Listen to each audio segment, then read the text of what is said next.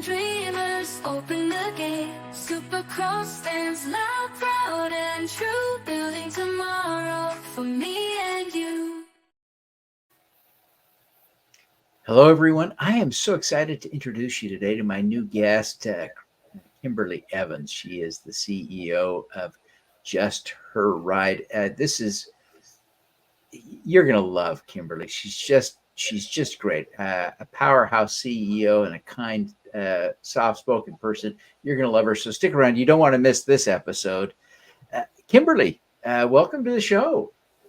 Hi, thank you so much, Devin, for having me. I'm delighted to be here. Well, we're thrilled to have you. So thank you for making time for us. Tell us about Just Her Rideshare. Just Her Rideshare is a women-centric rideshare and community mobility company, we like to say, where we are prioritizing women's safety, comfort, and empowerment, where women get to choose how they want to experience riding with others. So just think of the industry-leading ride shares like your Ubers and your Lyfts, except we're building community with women drivers and riders. It really is, I think, an important aspect because I don't know that it happens a lot, but it happens enough to keep everyone nervous about the possibility of bad things happening, and that often happens when women are alone with a strange man, isn't it? Yeah, absolutely. I mean, when you think of the industry leaders and you look at the number of rides on a macro level, it may seem insignificant when there are over 20,000, 30,000, 40,000 plus assaults against women. But nearly 40% of women have had to report uncomfortable encounters, including serious sexual crimes, and yes, even murder. So to us, one assault or one woman made to feel uncomfortable is more than enough for us to want to create a safe space for them. Yeah, it really seems like this is uh, a powerfully important concept. Tell us a little bit about where you are in the process of building this business. So we started during COVID. There was no real rush to market. We had time to figure out if we had a product market fit. We had time to figure out if we actually had a problem market fit. We did a lot of customer discovery to see who our target market would be. And so we just worked during COVID. And in 2022, we did a soft launch to test the market to see what kind of traction we could get. And then in 2023, we did a hard launch. So we're actually just coming up, we're a little over a year post our MVP. And can you give us a sense of the volume of rides, the scale of the operation today? Yeah, so it's super exciting. The traction has been very impressive. I mean, with very little marketing, literally in 4 years, we've spent less than $4,000 in marketing. We've amassed thousands of signups, even in places we've never marketed. We have close to 2,000 in a waiting room in cities that actually have more density. Because we're here in Charlotte, North Carolina, which is where our hub is, this has made a really great case study for us. And so here we have a few thousand customers. We have close to 1,000 drivers, and we have some really great metrics, including our retention. Our ride repeatability rate is at an impressive 78%. So our customers that are using us are coming back over and over again. And so we've been able to sort of build from there. What kind of reaction are you getting from the drivers and the customers who are experiencing something new? So the biggest thing that we get is from the beginning, we've always had a message around not just being a ride share, not just being a ride to the airport, but we look at mobility as it does impact the quality of life when there is a lack of mobility or limited mobility. So we started from day one. I've never built a company without a community aspect. And so we wanted both drivers and riders to know that we were more than just a ride share, that we are a community. And they have bought into that because they've seen the evidence of how we treat our drivers and also how we treat our customers. And so we've had an enormous response, including customers who are willing to pay a premium just to get our service. That is exciting. It is exciting, and that premium, I think, is probably important for building a business. But uh, are you able to pass along some of that premium to your drivers so that this is a better economic opportunity for your drivers? Well, here's the thing. From day one, we have always told our drivers that we wanted to invest in them. We wanted them to feel like that they are more than just their vehicle to us, like some of the other industry leaders. And so we've always paid our drivers more. Currently, we are in early adoption still. Our drivers earn 75% of every fare. That is a huge difference from industry standard. But again, we wanted to invest in them because we knew that it would create more loyalty and less churn. And even though we are going to adjust that sum, we will still put them in a position for this to be a very lucrative platform. And in addition to that, they will have a community that supports them. And so that's what makes the difference. What percent of rides do you think today on the industry leaders? What percent of rides are women who aren't accompanied by a man? While women are the minority drivers for different reasons, and during our customer discovery, we found out reasons why. They were uncomfortable, they were afraid, but women are the majority riders. And so there is a huge number of women that use this mode of transportation to get to work, to get their kids to school, socially. And so there are a large number of women that use ride sharing, actually more than men. Wow, that is a fascinating statistic I did not know. So this is a huge, huge, capital H, huge market, isn't it? Absolutely, there is. And the data shows that women, because of safety concerns or discomfort, they avoid ride sharing at night. A lot of times with the industry standard leaders, they will cancel until they get a woman driver. So we know that the need is there. We have just had to create this space of letting women know that we're here in the market. But yes, we're so excited. The market is wide open. We see it every single day as we're building that more and more women are coming to experience what we're offering. As you think about the future here of your business, one of the things that is interesting to me is that you are raising capital for growth, including uh, the use of WeFunder. You've got a Testing the Waters campaign going on right now. Tell us a little bit about that. Yes, so our WeFunder campaign was actually gifted to us. We went to pitch in Miami during Art Basel one year, and the company that sponsored us to go set up a demo account for us because they wanted investors to be able to invest in real time. And so they set up everything, but they set it up in a way to where it is a TDW, which means that we have to reach a certain amount. 50,000, in fact, before it can be opened up to the world. And so we have launched other crowdfunding campaigns, ones that were non-dilutive, but this one actually will help us to reach some goals in terms of capital raise, but we have to reach that mark first. Yeah. Um, Overall, as you think about the business and this huge market opportunity, what's the path between where you are now and the potential ahead of you? Yeah, absolutely. So we've bootstrapped this company from the beginning.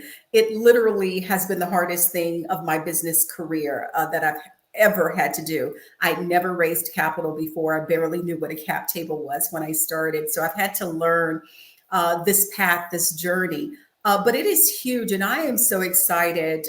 There are some advantages to bootstrapping. There are also some disadvantages to it. The disadvantage is that we have reached a point we've been building this company. We've covered everything. We've been through iterations of technology. We've put together an amazing team. And now we know that we need funding in order to scale. We cannot bootstrap any longer. And so we need more funding to get more market visibility. I mean, think about, we have been able to amass thousands of signups, users, paying customers, repeat customers without any marketing. Imagine what we could do with marketing, with more visibility, with more brand awareness. And so that's what we will need to do to add some fuel to that fire, and also to expand to other cities that have more density, there are more populous areas for ride sharing. Yeah, you're in, did you say Charlotte? Is that where you are? Charlotte, North Carolina? Yeah, so we're in Charlotte, North Carolina. It's our hub. It's our biggest market, but we also have a small presence in 6 other cities in North and South Carolina. Okay. So there is a little room for growth outside the Carolinas. Oh, absolutely. We are looking at piloting Atlanta, Miami, and Yeah. Washington.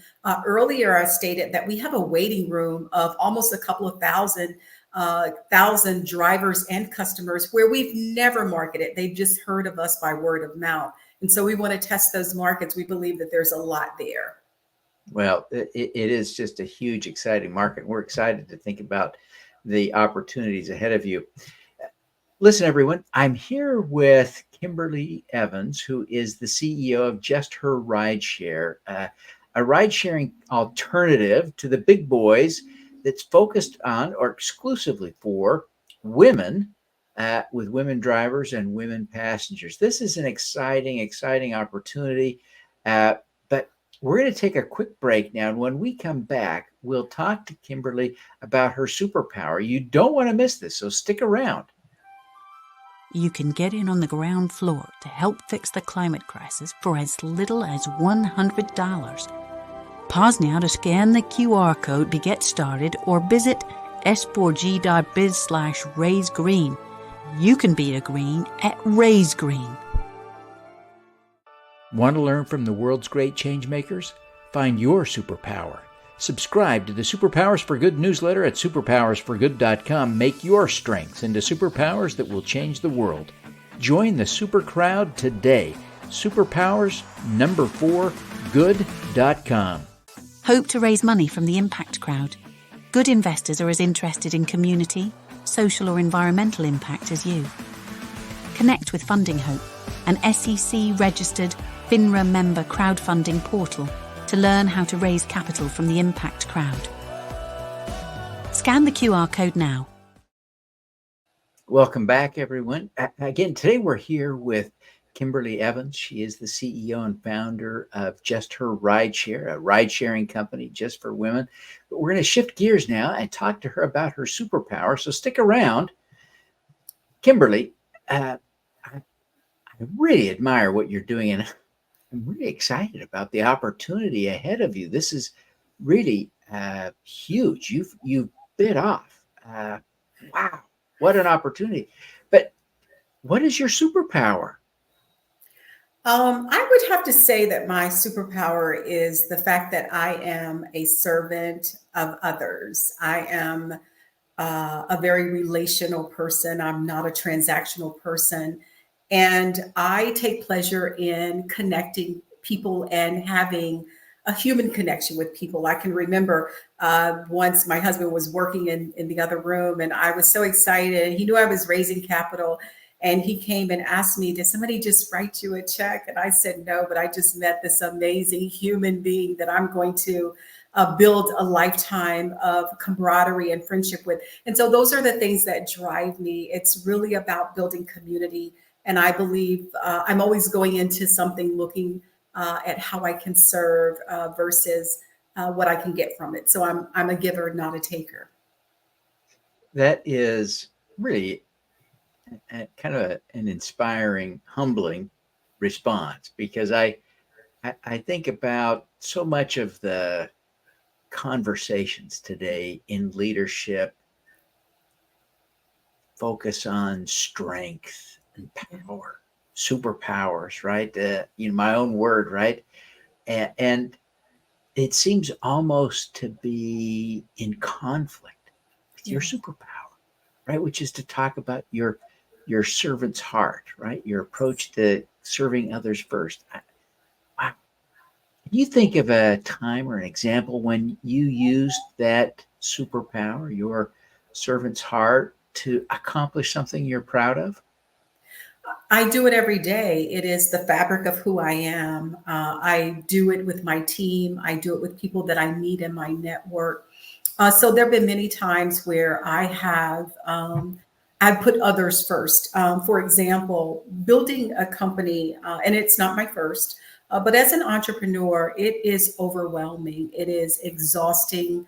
And many times, what helps me not to focus on my own stuff, what I'm doing, once a month, at least for an hour or two a month, I find someone else's business that I can support. I call up my founder friends and say, hey, what are the top 5 things you're working on?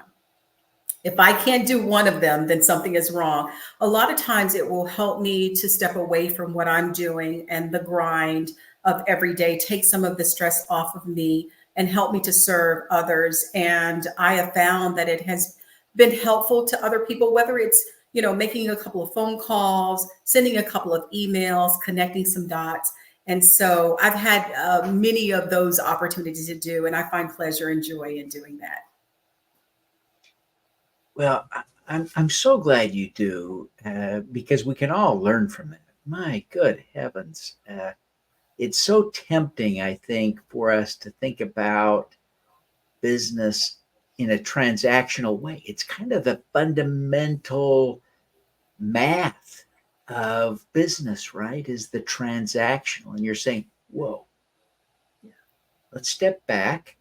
Yeah. Let's think about this in a new and different way. How do we serve others? And I realize I hear people sometimes use that language, don't always feel the underlying heart of the matter, right? It still feels transactional sometimes. But from you, I feel genuinely, right? That this is something that's really genuine in your heart. It's who you are authentically. I love it. How would you coach us to be more like you? How would you coach us to become more servant oriented, servant minded, more concerned for others? Golly, what do you suggest? I mean, it has to be intentional. I mean, none of us wake up every day and just automatically just do things. You have to be intentional. So, because we can get lost. I always say we can always get lost in our own sauce, right?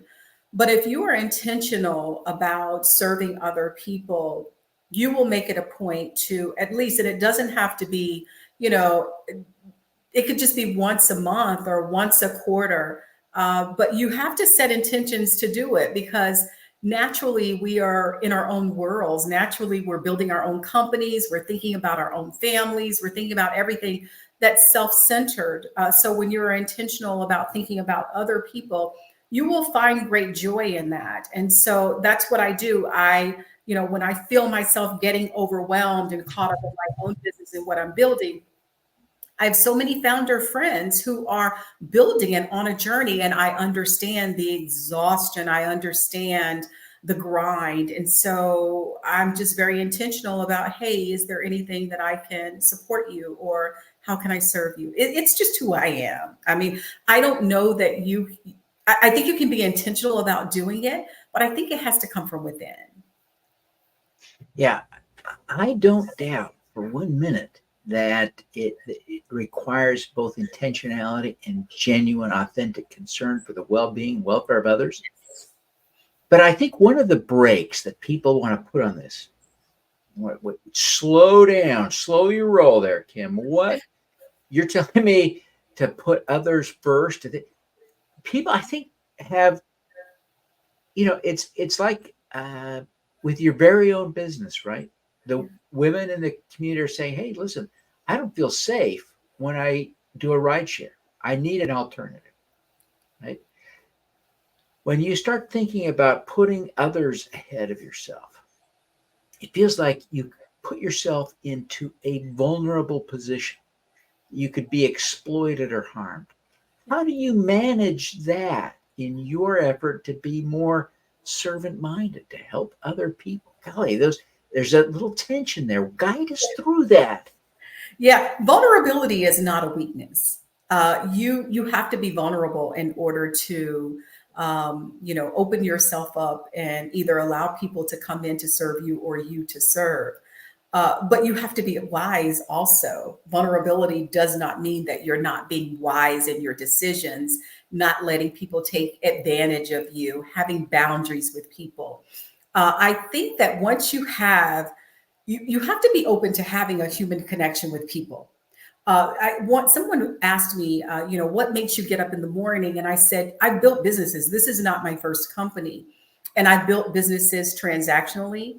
But once you realize that there are people who want what you have, and there's an aspect of how you can serve them. Now, it may not come from a spiritual, point. It may come from a service that you offer in a business. Once you realize that you've had a human connection with someone that needs what you have, wants what you have, it becomes more than just a business. It becomes a mission. It becomes community. It becomes how you really want to serve. Because if you're only in it for a house, a car, or a boat, it's going to be short-lived, and you're going to have to get more out of it than that. So just be very intentional. Yeah, I think that's great advice. It's kind of scary. I think about my own superpower just a little bit, and mine isn't important, but I think of persistence as my natural superpower, and it has such clear a kind of double-edged nature to it, right? I can persist in doing good things that are hard, and I can persist in doing stupid things that are dumb. I can do it both just equally well. Yeah. And so I have to be careful about Yes. that. And I see how with your superpower, there is some opportunity there for people to exploit you, but at the same time, doing good, focusing on others, it can really be super powerful. And so sometimes you have to take a little risk, right, to accomplish things. So, well, as we wrap up, Kimberly, I want to thank you for taking the time to be with us today. Let me invite you now to take a minute and tell people how they can learn more about Just Her Rideshare, how they can connect with you, whether that's on social media or more directly, and how they can, sign up, right? A lot of folks who will be watching are people who live in areas where you either are operating or will soon. So tell us how we can sign up to drive or ride with you. So take a minute to share all that information. Well, thank you so much, Devin. It's been a pleasure to have this conversation. Thank you for allowing me to share space with you. We can be found on all social media platforms at Just Her Ride, on LinkedIn as well, which is a place that I love to build community with. You can also go to our website at www.justherrideshare.com and sign up for our newsletter. We also have a community platform called Just Her Hub, and it is where we call our hubbers. So we want you to become a hubber, and you can get there at community.justherrideshare.com. It is a place where we connect and engage and support each other. It's there for both drivers and riders, as well as for people to support our social initiatives. Because we do partner with nonprofit organizations to provide transportation to women who are impacted by social issues. So we have a lot of amazing things going on. Obviously, we are raising capital, we are building. And so if there's any interest to get to know more about that, you can also reach out to me at info@justherrideshare.com. Download the app today. Do not wait. Download, even if you're not in our area, download the app, because that gives us an opportunity to see where the traction is so that we can come to a city near you in the future. Well, fantastic. Well, I'm so grateful that you would take the time to be with us today. I'm grateful for the lessons you've shared, the insights. I'm going to try really hard to be more servant-minded, to be courageous, to accept the vulnerability that goes with that. So thank you, Kimberly, for being here and for teaching me and the rest of our audience a little bit. You're welcome. We want to wish you every success. Thank you, Devin. And remember, there has to be a little vulnerability in entrepreneurship and a little crazy as well. So I hear you. I hear you. Now, again, thank you for being with us. We want to wish you every success. thank you so much for having me. It's been a pleasure. All righty. Let's do some good.